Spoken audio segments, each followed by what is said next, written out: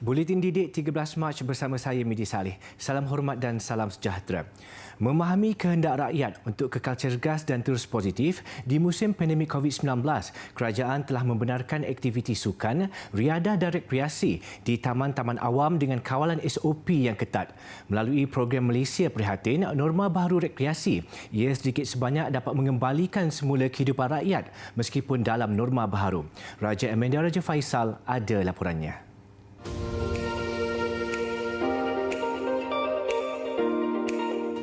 Kawasan rekreasi dan riadah di sekitar ibu negara masih menjadi tumpuan orang ramai meskipun dunia masih lagi dibelenggu wabak COVID-19.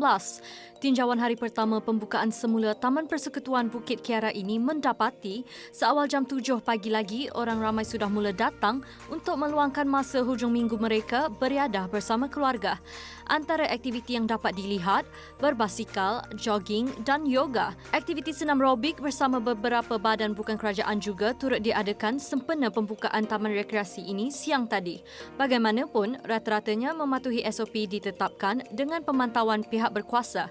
Menariknya, peralatan riadah turut disanitasi sebelum digunakan oleh orang ramai. Disebabkan keluasan taman ini adalah lebih 250 hektar, tiada had pengunjung ditetapkan. Walaupun kini aktiviti beriadah di taman rekreasi dibenarkan, norma baharu penggunaan taman rekreasi awam dan kawasan lapang perlu diterapkan bersama agar jangkitan COVID-19 dapat dikawal. Ingat, bersukan-bersukan juga, SOP jangan lupa tahu. Raja Amanda Raja Faisal melaporkan.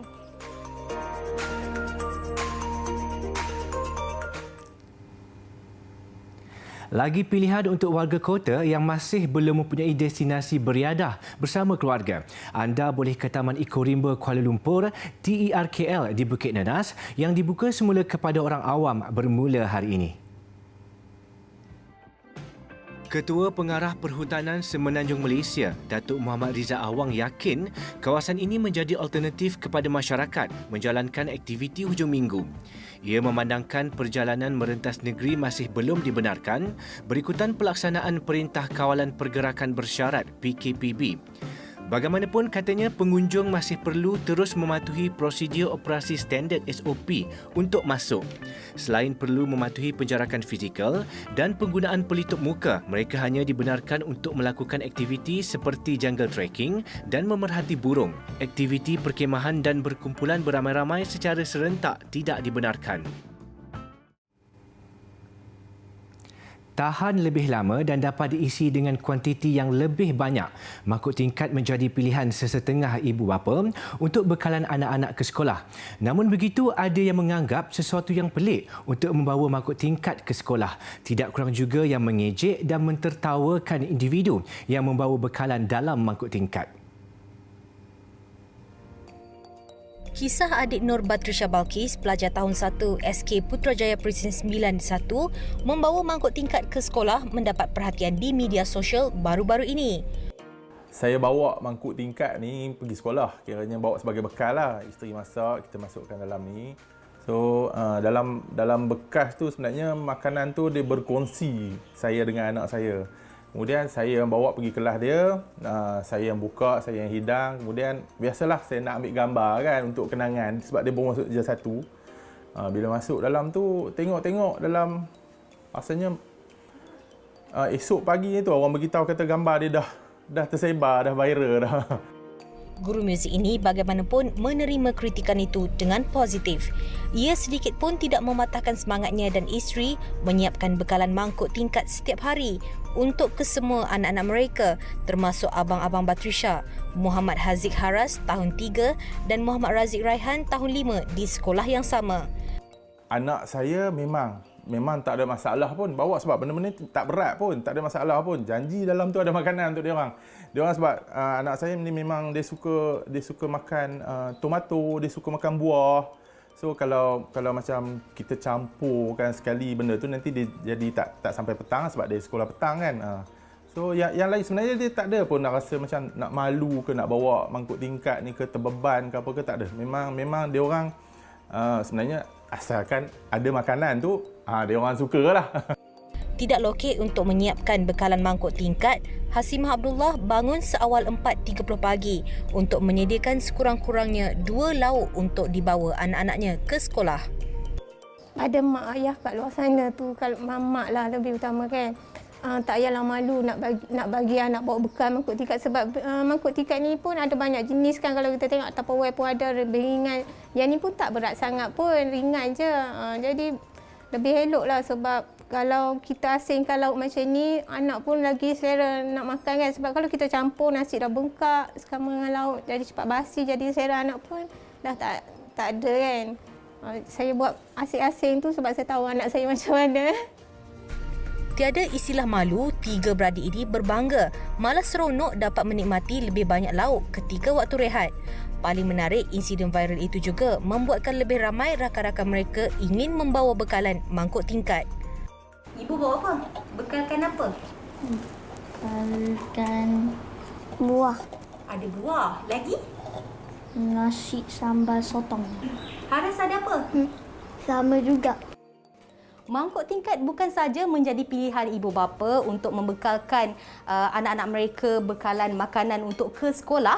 Mangkuk tingkat juga menjadi pilihan golongan pekerja seperti saya kerana bekalan makanan dapat diisi dalam kuantiti yang lebih banyak. Dan yang paling penting, saya dapat menjimatkan wang dari segi perbelanjaan seharian kerana tidak perlu lagi untuk membeli makanan dari luar. Laporan Nurul Amalina Zaiduddin untuk Buletin Didik. Setahun lalu, pengembara Rusia ini datang ke Malaysia untuk melakukan aktiviti kemanusiaan dan kemasyarakatan. Namun akibat COVID-19, dia dan anak lelakinya terkandas di negara ini. Hikmah daripada kejadian itu, siapa sangka ibu muda ini akhirnya membantu anak-anak orang asli suku Semai di Tapah Perak dengan menjadi guru bahasa Inggeris sepenuh masa.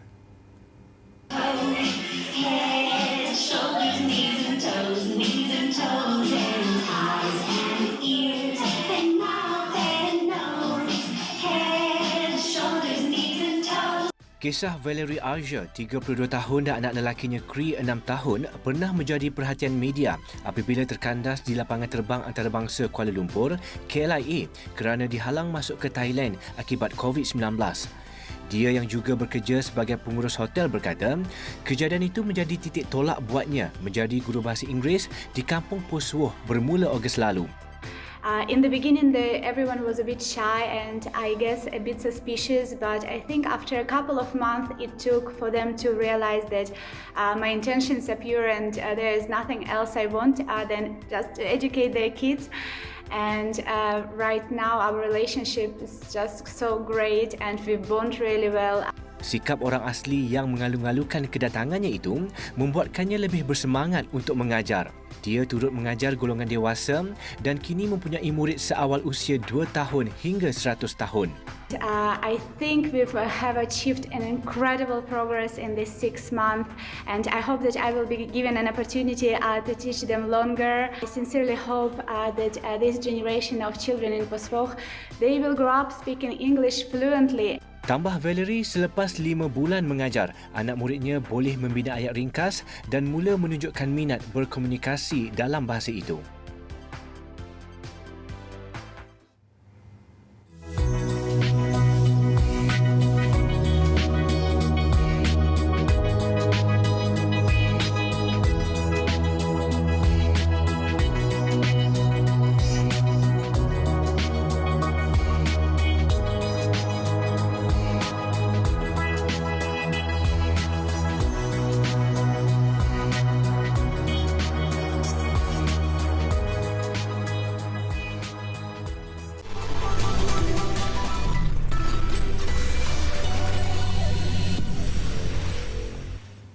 Bertemu kembali. Jabatan Meteorologi Malaysia, Met Malaysia meramalkan beberapa kawasan di seluruh negara dilanda ribut petir, hujan lebat dan angin kencang dalam jangka masa singkat, khususnya pada waktu petang dan awal malam.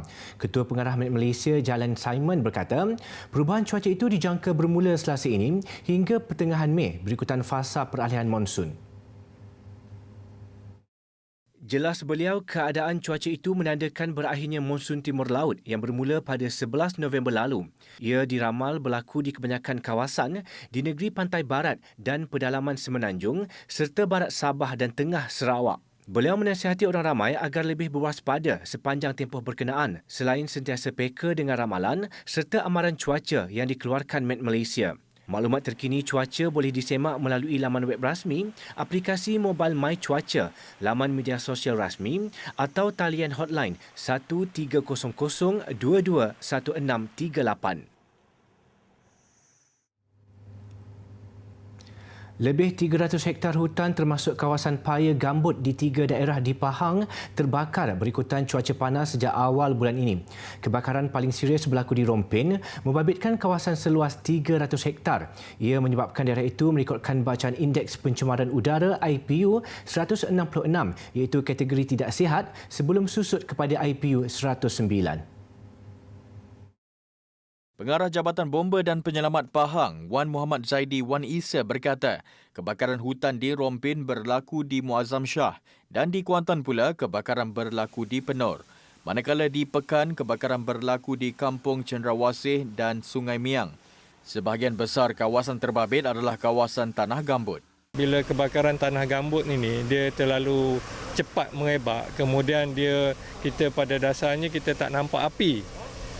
Dia makan di bawah macam skam. Jadi itu yang mungkin makan 1 minggu atau 2 minggu. 200 anggota bomba dikerahkan memadam dan mengawal kebakaran bagi mengelak api merebak ke kawasan lebih luas. Bagaimanapun usaha itu agak sukar kerana hutan tebal menyebabkan anggota bomba sukar memasuki kawasan kebakaran.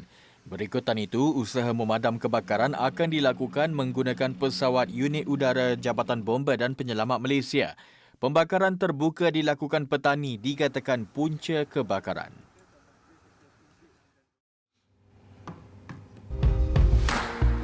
Okey, pastikannya bila bonda bercakap sekarang ni, kita ambil undang-undang 20-20-20, 20-20-20. Setiap 20 minit, contohnya pelajar kelas sedang duduk, pasang timer. Lepas 20 minit, kita tengok objek 20 kaki. Maknanya kalau dekat tingkap, tengok jauh, sejauh mungkin selama 20 saat. Supaya sebenarnya otot mata kita, apabila kita tengok gadget macam ni, dia distance yang dekat mungkin 2 kaki. Mungkin 18 inci. So otot kita, kantar kita terpaksa dekat. Tapi bila tengok jauh, dia relax. So macam tu. So otot mata kita, kalau kita sentiasa tengok dekat saya, terutama kalau anak-anak bawah pada 10 tahun, mata dia sedang membesar. Perabunan akan cepat meningkat. Sebab dia sentiasa tengok dekat dia, otot dia sentiasa dekat saja. Maka dia akan jadi orang yang tidak rehat mata dia.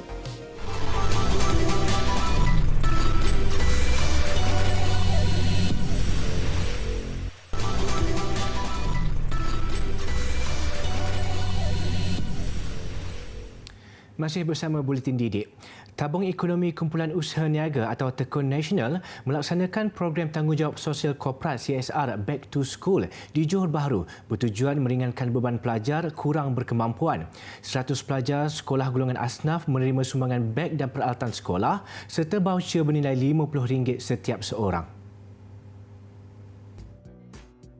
Sumbangan disampaikan Timbalan Pengerusi Tekun Nasional Najwa Halimah Abdul Alim dalam majlis yang berlangsung di Johor Bahru pagi tadi. Sumbangan itu diterima pelajar-pelajar golongan B40 berusia antara 7 hingga 17 tahun. Biasanya memang kita buat seluruh negara, tetapi pasal disebabkan kekangan PKP pada tahun ini, kita ada certain tempat yang kita pilih untuk program sebegini. Tapi biasanya setiap tahun memang insya-Allah Tekun tak pernah lupakan CSR, especially time back to school ni kan. Cuma kekangan pada tahun pandemik ni lah. Tambahnya, kerajaan juga peka dengan kenaikan kos hidup rakyat terutama golongan B40. Justru dana tambahan turut diumumkan Perdana Menteri Tan Sri Muhyiddin Yassin bagi membantu usahawan tekun sepanjang tempoh pandemik. Baru-baru ini Perdana Menteri telah pun mengumumkan yang bajet untuk tekun adalah sebanyak 280 juta. Dan untuk tahun 2021 dan alhamdulillah kita ditekun juga, ada juga dana dalaman yang kita akan tambah lagi sebanyak 220 juta. So total lah adalah hampir 500 juta.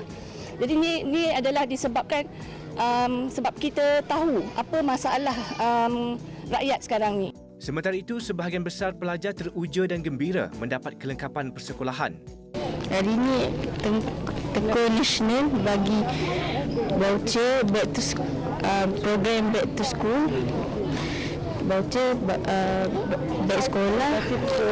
Terima kasih Tekun Nasional. Saya sangat seronok.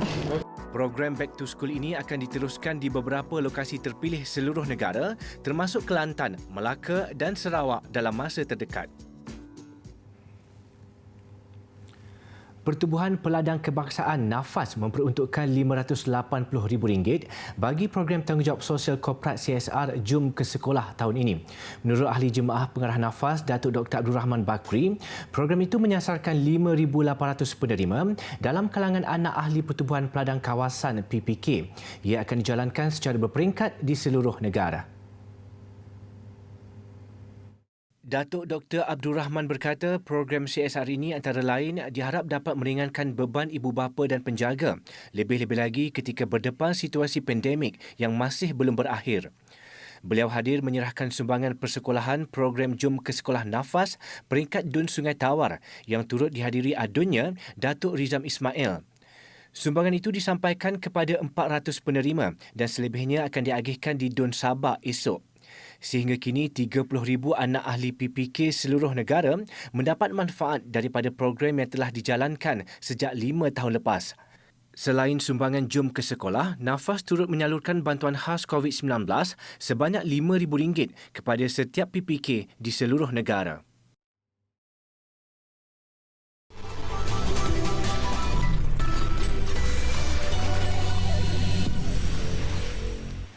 Perkembangan e-sukan di negara ini semakin memberangsangkan dengan pelbagai kejohanan telah dianjurkan termasuk di peringkat sekolah.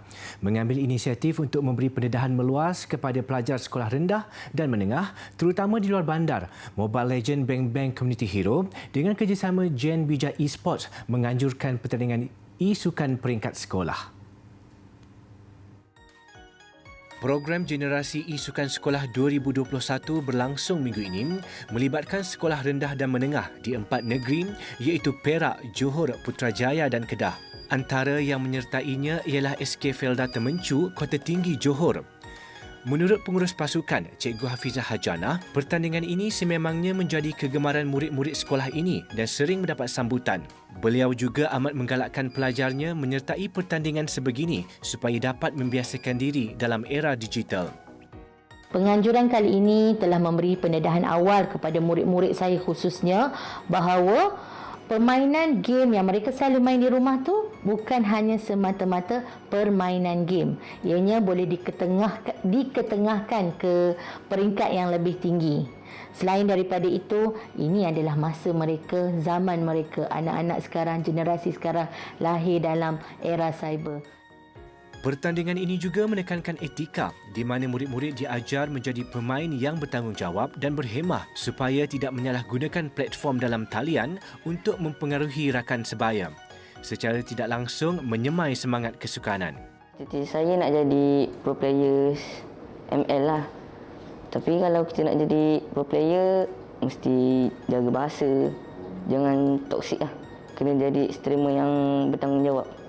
Sebab bila kanak-kanak macam saya ni tengok streamer orang kat luar sana, nanti kadang-kadang ada streamer yang mencarut, nanti budak-budak macam saya ni terikut-ikut. Jadi itu salah satu benda yang tak elok lah. Paduan dan kerjasama adalah kunci kejayaan setiap kumpulan. Program ini juga menawarkan hadiah wang tunai dan produk-produk tajaan Realme Malaysia.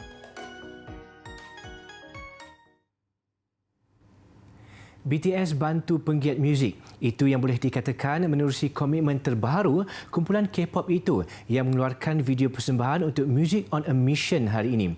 Ia adalah acara amal yang dianjurkan Music Cares di bawah naungan Recording Academy.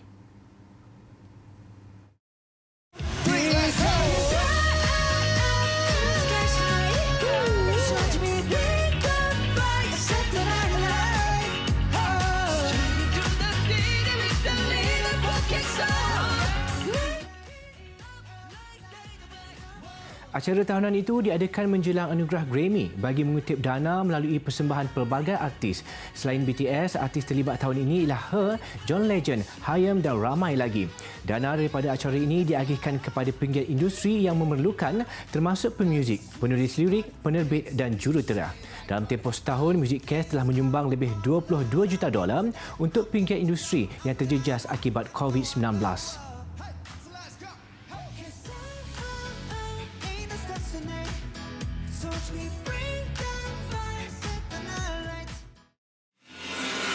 Terdahulu, salah seorang anggota BTS, Suga, menyumbang 100 juta won atau lebih RM362,000 pada ulang tahun kelahirannya yang ke-28. Sumbangan disalurkan kepada sebuah hospital di tempat asalnya di Daegu untuk rawatan kanak-kanak yang menghidap kanser. Suga berharap bantuan itu dapat meringankan beban anak-anak yang tidak mampu mendapatkan rawatan akibat masalah keuangan. Pihak hospital pula berharap pengaruh positif Suga ini mampu dijadikan contoh kepada masyarakat, khususnya generasi muda. Gaya bebas luncur air mengakhiri buletin Didik malam ini. Saya Midi Saleh, salam hormat dan Assalamualaikum.